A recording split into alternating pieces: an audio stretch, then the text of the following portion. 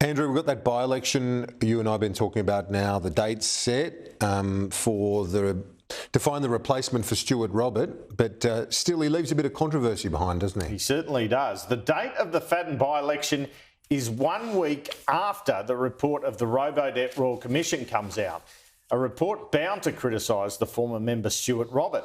That's convenient timing, isn't it? And that timing certainly hasn't been lost on the opposition. Last week, some emails were quietly tabled to the Parliament by a Labor-led parliamentary committee involving Stuart Robert's advice to a lobbying firm associated with a mate, delivered by the former minister from a private email account. The emails include discussions about how to approach lobbying the Home Affairs Department. Allegations that have been aired in the 9 newspapers in recent months are that Stuart Robert potentially stood to gain financially from the lobbying company, Synergy 360. And those allegations were pushed along by evidence given by Mr Robert's former friend, John Margerison, a shareholder in Synergy 360. This evidence came last month to that committee. Just clarifying, who are the shareholders or beneficiaries of APUT? Currently, it is myself. So I had a business relationship with Mr Robert at one point in time. That finished around about, give or take, the end of 2018.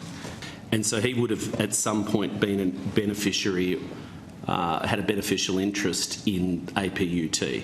Yes. Okay. Who would be the ultimate beneficiary then of any funds transferred to APUT from Synergy 360?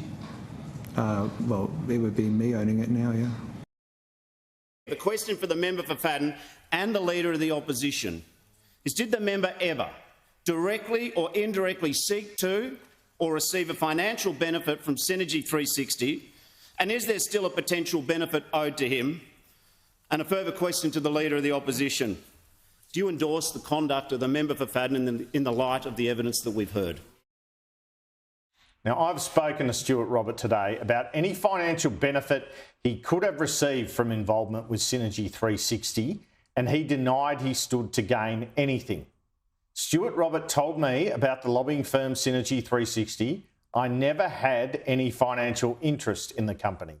He defends the fact that he used a 6-digit private Gmail address with what he says was his army service number to deliver the advice, as opposed to his MP's email address.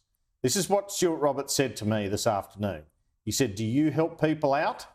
People ask for advice all the time, and I give it all the time. I'm not a public figure anymore," Robert told me. And he said he eschewed the chance to deliver a valedictory speech this week because it was a, quote, vanity exercise, unquote.